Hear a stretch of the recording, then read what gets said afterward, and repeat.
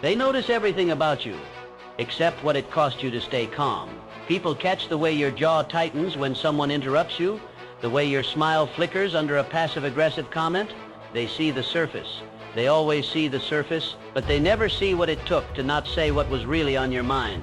They don't see the arguments you held back, the emotions you swallowed, the restraint it took to walk away instead of exploding, your praise for being composed, but no one understands how violent the storm inside you really is, and truthfully, you're tired of holding it all in. Tired of pretending that the noise doesn't reach you, tired of pretending you're okay with being misunderstood. There's a part of you that wants to scream, not because you're weak, but because you feel everything, and it's exhausting to act like you don't. You want control, but you don't want to become cold. You want peace, but not at the cost of your voice. You want to be the kind of person who isn't shaken by opinions, but you're still checking your phone to see who liked your post, who watched your story, who left you on scene. You're addicted to emotional tracking, measuring your worth by external reactions. You're not just seeking feedback, you're dependent on it, and it's not your fault. You were conditioned this way, conditioned to perform calmness instead of cultivating it, conditioned to be liked more than respected, conditioned to react instantly emotionally before ever asking yourself, is this worth my energy? But here's the quiet truth. Nobody tells you reacting is easy, overthinking is easy, explaining yourself is easy. What's hard is stillness. What's hard is letting someone misunderstand you and not correcting them. What's hard is choosing dignity over drama. What's hard is walking away, not to win, not to punish, but because peace is your new standard. But most people never get there. Most people stay trapped, not in circumstances, in patterns, emotional loops, a nervous system wired for threat, a mind rehearsing insults and rejections on a loop. You know that loop. You replay conversations hours later, imagining what you should have said. You analyze tone, timing, word choice. You try to decode their silence like it's a language, but all it does is burn energy. All it does is deepen your attachment to noise that doesn't deserve you, and yet you keep doing it. Because deep down you fear that if you stop reacting, you'll stop mattering. If you stop explaining, you'll be erased. If you stop showing your pain, no one will understand how deeply you feel. But what if the opposite is true? What if power lives in your stillness? What if the less you react, the more you're respected? What if emotional detachment isn't numbness, it's freedom? Because here's the brutal reality, the world doesn't reward emotional chaos, it forgets it. It watches you unravel, and then it moves on. It scrolls past, it turns the page. But the one who remains unmoved, the one who breathes slow in the heat of disrespect, the one who doesn't need to be loud to command the room, that's the one who becomes unforgettable. That's the one who owns the moment without ever needing to announce it, because there's nothing louder than self-control. You don't have to speak to be heard. You don't have to defend yourself to be powerful. You don't have to prove you're okay. You just have to be okay. And you become okay by reclaiming your inner authority. You become okay by no longer negotiating with your triggers. You become okay by learning how to sit with yourself fully honestly without needing noise to distract you. Right now you're caught in a pattern that punishes you. You react too quickly. You internalize too much. You assume too often. You make up stories in your head and live inside them like they're real. You're carrying old wounds into present conversations. You're treating every disagreement like a referendum on your worth. But none of this is power. It's prison. It's the emotional version of chasing your own shadow. You're chasing closure from people who don't know how to give it. You're seeking validation from rooms that can't even spell your name correctly. You're giving your energy to what you secretly resent. And that's the loop that must break. Because here's what you really want. You want to walk into a room and feel untouchable, not in an arrogant way, not in a detached, fake enlightened way, but in a grounded, rooted, self-owned way. You want to be the one who doesn't flinch, the one who doesn't rush to prove, explain, or react. You want to feel peace in your bones, even when the world around you is noisy, chaotic, unpredictable. You want to stop checking who likes you. You want to stop arguing with ghosts. You want to stop begging to be seen and start choosing to be sovereign. That's your real craving.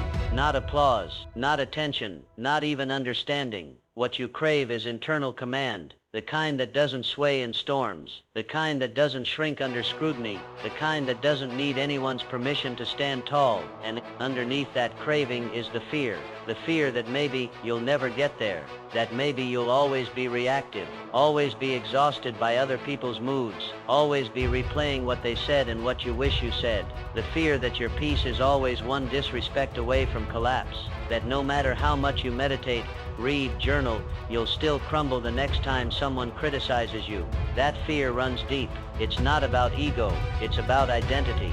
Because if you can't master your emotions, who are you really? Who's really running your life? You or your nervous system? But listen closely. This fear isn't your enemy. It's your proof that something greater is waking up inside you. The desire to become unshakable isn't a fantasy, it's a signal that your old self can't hold your future, a signal that your soul is done playing small, done flinching. Something breaks the moment you realize your reactions are not signs of strength, but chains. You've been taught to speak up, to defend, to clarify, to chase closure like it's oxygen. But there's a turning point, quiet and seismic, when you begin to feel the fatigue of it all. You see how much energy you've spent trying to control perception, to explain your pain, to manage every emotional ripple in the room. And the shift begins. Not with thunder, not with applause, but with a subtle inner revolt, a refusal, a whisper, no more. No more giving your inner world away to external chaos. No more fighting battles that shrink your spirit. No more performing emotional transparency for people who haven't earned access to your depth. This is the beginning of your rise, not upward, but inward, toward silence, toward stillness, toward power. You start to see emotional stillness not as passivity, but as strategy. You stop chasing peace and start training it. You stop defending your truth and start embodying it, because you finally understand the strongest move isn't always to speak, it's to remain, to hold your posture, to conserve your energy like a weapon. And this kind of restraint isn't natural. It's built, modeled, carved into your mindset by those who walked this path before you, those who made stillness a legacy. Look first to Bruce Lee, the warrior philosopher who made silence louder than fists. He moved like water and struck like lightning, but it was his presence that made him terrifying. He didn't argue with critics. He didn't waste energy on theatrics. He refined himself relentlessly until even standing still felt like a statement. His power wasn't just in technique, it was in emotional calibration. He trained for discipline, not destruction, for calm, not chaos. Be like water, he said, adaptable, fluid, uncatchable. When you watched him, you didn't just see control, you felt it. Now turn to Marcus Aurelius, the Roman emperor who ruled an empire while waging war against his own emotions. Stoic, sharp, endlessly reflective. His power didn't come from armies, it came from stillness of mind. In his private journal, never meant for public eyes, he wrote to himself like a man forging armor from his thoughts. You have power over your mind, not outside events. Realize this, and you will find strength. In the face of betrayal, disease, war, and loss, he chose inner steadiness over outer spectacle. He ruled not with reactivity, but with reason. And when history weighed down on him, he didn't collapse. He wrote, he reflected, he recentered. Then there's Winston Churchill, a wartime leader so composed in chaos that his calm became contagious. While bombs fell over London, Churchill walked the streets with quiet defiance, not to perform courage, but to radiate it. His speeches shook nations not because they were loud, but because they were anchored. He mastered the pause, the tone, the stillness between words, and behind closed doors. When doubt crept in, he didn't flinch outwardly. He strategized, he endured. His genius wasn't in avoiding fear, it was in leading through it without letting it poison his presence. These three men, so different in culture, era, and mission, shared one trait that now calls to you inner command, the ability to remain composed in a world that thrives on chaos, the ability to lead, not through force, but through emotional economy, the ability to act as if nothing bothers you, not because you feel nothing, but because you've trained your nervous system to obey your principles, not your impulses. That's the shift, from reaction to direction, from emotional exposure to emotional discipline. You realize you don't need to attend every conflict you're invited to. You don't need to respond to every glance, every slight, every delay. You are no longer a puppet to mood or misunderstanding. You are no longer triggered by the temporary. You've outgrown the need to make your emotions visible to be valid. Now you hold them close, you transmute them, you move with them, but you are never moved by them. You start asking better questions. Is this response necessary? Will this cost me clarity? Am I trying to be understood? Or am I abandoning my peace for recognition? And every time you choose silence over chaos, breath over reaction, stillness over storm, you lay another brick in the foundation of the person you're becoming. Someone who doesn't just appear calm, but is calm, because their calm wasn't inherited, it was built. When you watch Bruce flow, Marcus reflect, Churchill endure, you're not just seeing greatness, you're seeing a map, a path, a blueprint for your own transformation. They weren't born unshakable. They became unshakable through tension, pressure, practice, and so will you. The more you return to stillness when provoked, the more you condition your mind to value power over performance. The more you delay reaction, the more you reveal the part of you that's ready to lead, not be led.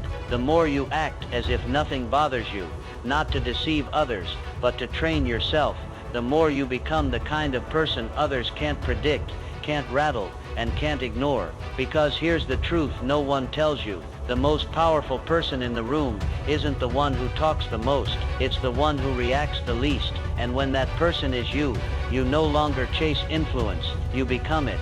There's a moment where philosophy must become practice. Where understanding isn't enough, your nervous system must be retrained. Knowing that peace is power won't protect you if you haven't rehearsed what peace feels like when chaos walks into the room. Mental training begins not with grand declarations, but with repetition, with daily friction, with micro decisions that either reinforce your control or forfeit. This is the gym where discipline is forged in the gap between trigger and reaction. And the question is simple. What are you rehearsing? Most people practice being reactive. They rehearse defensiveness. They scroll rage. They argue with their screens. They let every slight rewrite their chemistry. You, on the other hand, are here to train for silence under pressure, for focus under fire, for control that looks effortless but is built like iron beneath your skin. Start with your breath.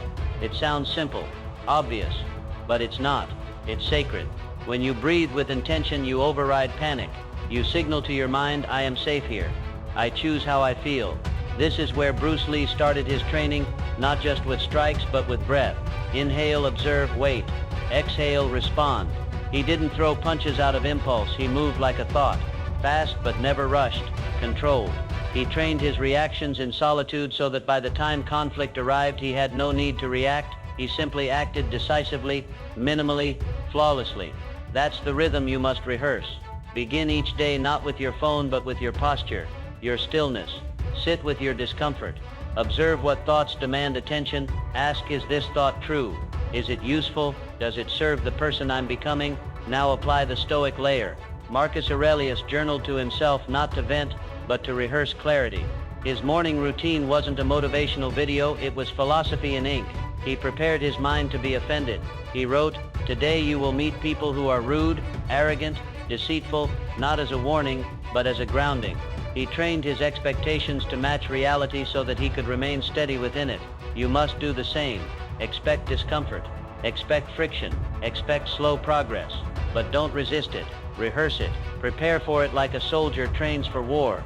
And when it arrives, you won't be shocked. You'll be ready, calm.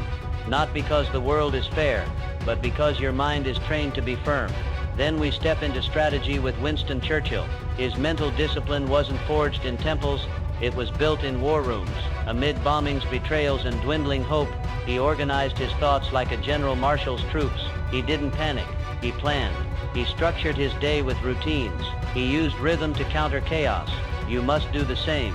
Choose anchors, routines you return to no matter what the day throws at you. Your training begins with systems, not moods. When you feel low, don't reach for stimulation. Reach for your ritual. Walk, write, breathe. Listen to the silence beneath your thoughts. Most people wait to feel good to take control. But that's amateur mindset. You don't wait, you lead, regardless of feeling, regardless of noise, regardless of opinion. And here's where the practice becomes tactical. The pause. Every emotionally driven mistake begins the same way: too fast, words sent too soon, decisions made too emotionally, energy given away too cheaply. The pause saves you. Between stimulus and response is your moment of choice, and that moment is where leadership is born. Try it now. The next time someone's tone offends you, don't reply.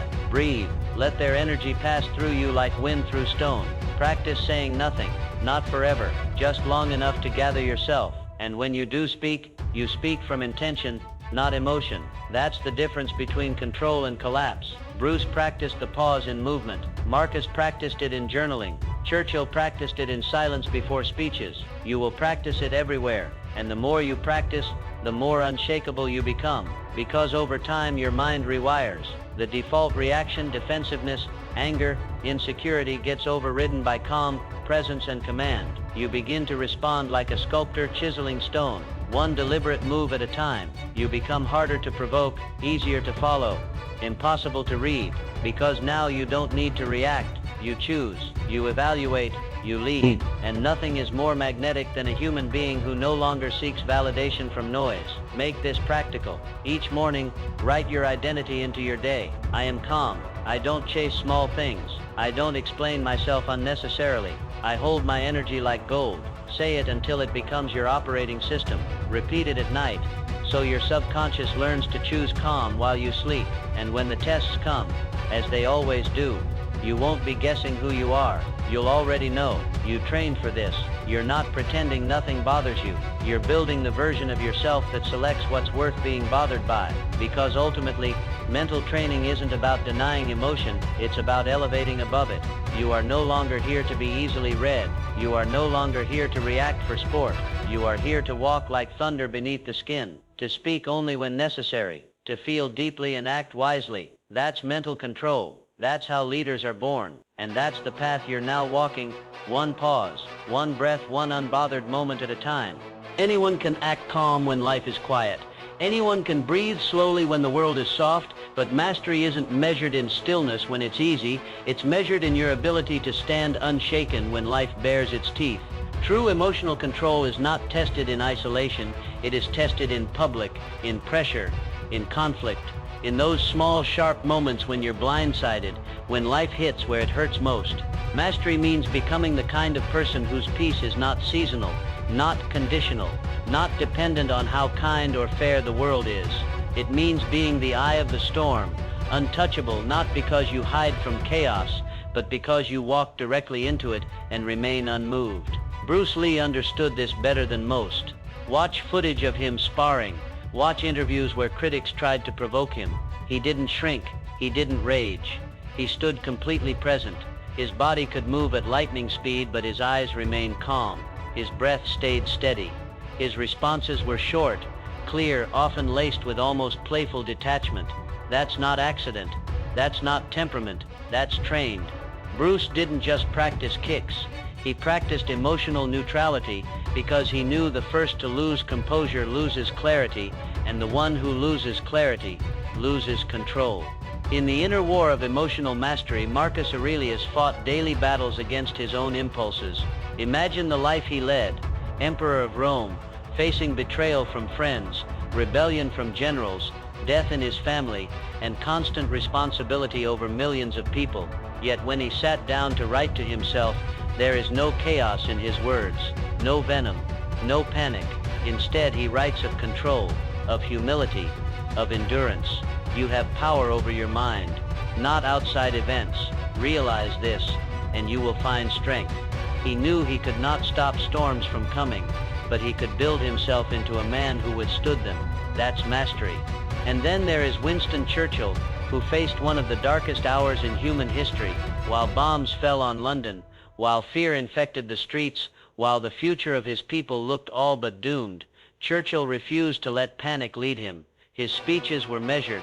His presence was steady. He walked the streets in the middle of bombings not as a show, but as a signal that leadership does not crumble in crisis, that real command is not loud hysteria, it is a quiet resolve that radiates outwards. He once said, fear is a reaction, courage is a decision, and he lived it. That is the level of mastery you are walking toward now. It begins in the moments no one sees, when you're criticized and stay silent, not because you have nothing to say, but because you have everything to protect your energy, your clarity, your peace. It begins when you're disrespected, and you let it pass, not from weakness, but from the ultimate strength of knowing that your reaction is a currency far too expensive for cheap provocations. Emotional mastery means training your nervous system to stay neutral, not numb. Neutral. You feel everything. You just own everything. You learn to let others have their noise, while you own your stillness. The practice is simple, but relentless. The next time you feel attacked, pause. Feel the emotion rise. Don't suppress it. Watch it. Witness it. Observe how your body prepares to react, and then choose differently. Return to breath. Return to your anchor phrase, I am not moved by this. I respond. I do not react. I am not here to be understood. I am here to be in control. The longer you hold that space, the more your mind rewires itself, the more you become emotionally bulletproof. And understand this, emotional mastery is not about perfection, it's about recovery speed. Even Bruce Lee would get frustrated. Even Marcus would struggle. Even Churchill would feel fear. The difference, they return to center faster than most people, even recognize they've been pulled off course. They didn't spiral for hours, days, weeks. They corrected instantly. They trained themselves to spot emotional hijacking in real time and shut it down. This is where you must live now, in the tension, in the moments when you feel most like reacting, because this is where greatness is built. Not in comfort, not in praise, but in silence, in restraint, in deliberate control. Soon enough people will notice. They will test you less. They will speak to you differently. They will feel your energy shift, because unshakable energy is rare, and rare energy commands respect without a word spoken. Emotional mastery is not about becoming untouchable. It's about becoming unreachable to the things that used to own you. The need to be liked, the need to be right, the need to have the last word. You leave those behind now. You rise like Bruce. Flow, but stay grounded. Like Marcus, rule yourself first. Like Churchill, lead through presence, not panic. And in doing so, you become the person nobody can rattle, nobody can read, nobody can control, because you no longer react like everyone else.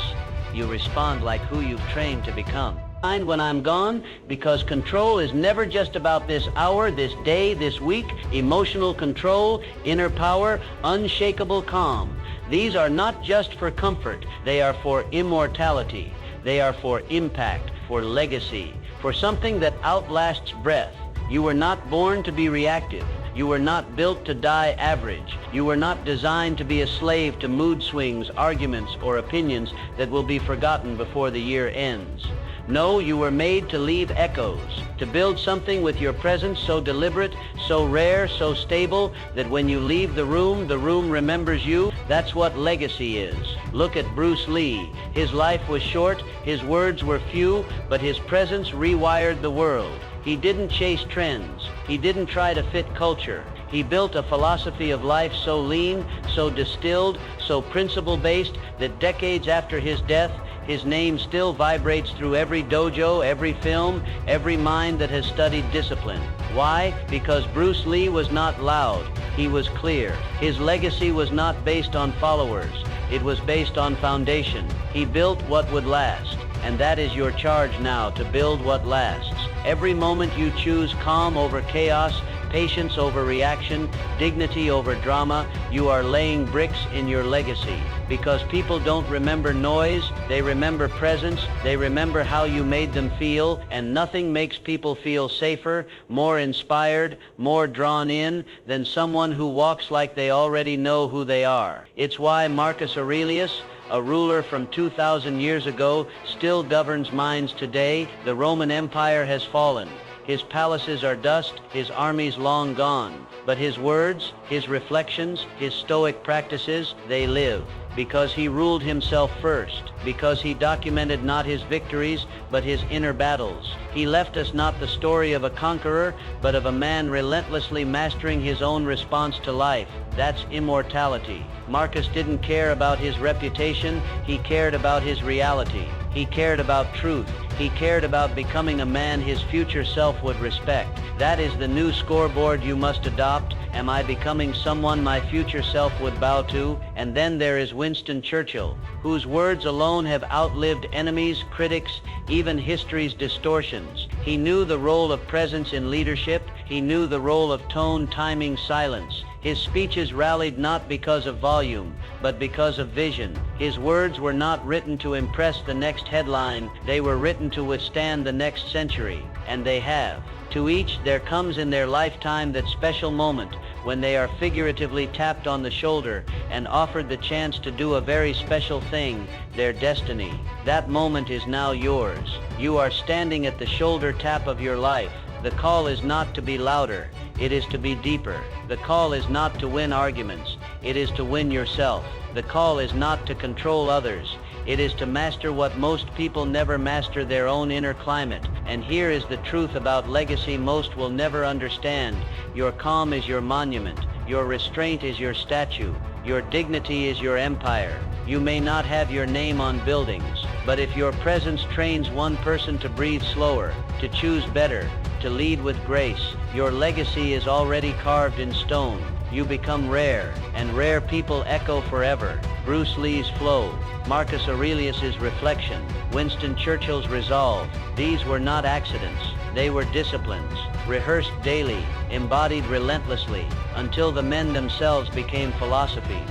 You are doing the same now. Every time you hold silence when disrespected, you're teaching the room what true power is. Every time you walk away from chaos without shrinking your energy, you're showing the world what unshakable looks like. Every time you respond from principle instead of pain, you are laying stones at the foundation of your future legend. Because long after this moment passes, long after this conversation fades, long after your name is spoken by people who never met you, they will remember how you carried yourself. They will remember how you stood still in fire. They will remember how you ruled yourself when others lost themselves. That is your legacy, and it begins right now.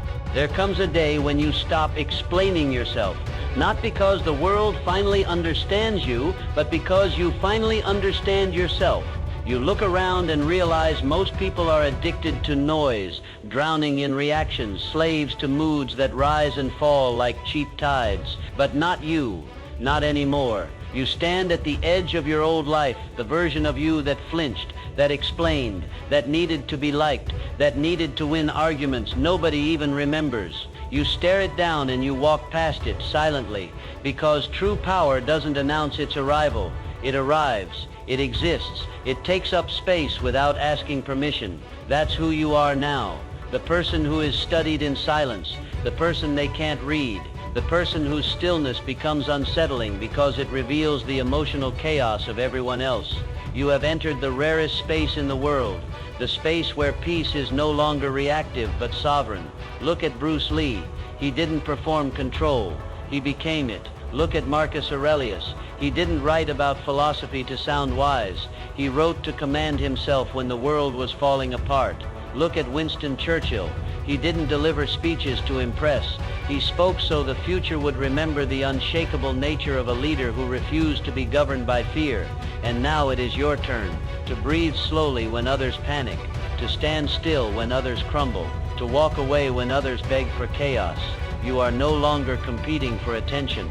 You are no longer explaining your worth. You are no longer available to everything and everyone, because your energy is rare, your presence is rare, and rare things are protected, not offered to the world on discount. From this moment forward, you walk like you already know how the story ends. You win, not because you crush others, but because you have conquered the only battlefield that ever mattered, the war within. When they test you, stay silent. When they bait you, stay still. When they disrespect you, stay distant. Let your calm educate them. Let your silence humble them. Let your unbothered energy do what noise never could. Leave them wondering how they lost access to you without ever hearing a goodbye. Because this is who you are now. The person who doesn't flinch, doesn't chase, doesn't lower themselves to be seen. You stand so still the world moves around you. You speak so little that every word cuts deeper. You walk so slowly through life that nothing can catch you, because you no longer chase anything outside yourself. That's presence. That's dominance. That's the highest form of emotional control. To be so untouchable that people have to rise to meet you, because you will never descend to meet them in chaos again. You've outgrown the noise. You've buried the old version of you. And now you walk forward, unshaken, unstoppable, untouchable, because true power was never in how loud you could be. It was always in how silent you were willing to become. You've heard enough noise in your life. Now it's time for stillness to do the talking. You've spent years reacting, chasing, explaining, breaking into smaller pieces just to be understood by people who couldn't carry your truth for a single day. But now, that cycle ends. Because everything you've heard here isn't just information, it's activation. This is not motivation. This is not hype. This is a remembering of who you are. Who you were before life taught you to flinch. Who you were before the world trained you to be emotionally available to every distraction. And now your work begins. Not out there, but in here. In the quiet. In the moments before bed, when the world fades and your true programming begins, this is when you embed the new identity. The unbothered one. The untouchable one. The version of you who speaks less and sees more. Who pauses before reacting. Who no longer negotiates with chaos. You are not here to prove anything. You are here to master yourself, to own your emotional responses, to build such stillness in your bones that even your presence becomes a pattern interrupt in every room you enter. They won't understand you. Let them guess. Let them talk. Let them wonder. You're not here to be read, you're here to be remembered. Because while the world is looking for louder voices, you are becoming the silent one they can't ignore. Let this message play while you sleep. Let it hardwire into your unconscious. Let it become your new operating system. When you wake up tomorrow, you don't go back to who you were. You rise as who you're becoming. Comment below the line that hit you hardest for others to inspire, then play this video again tonight and let it rewire your subconscious.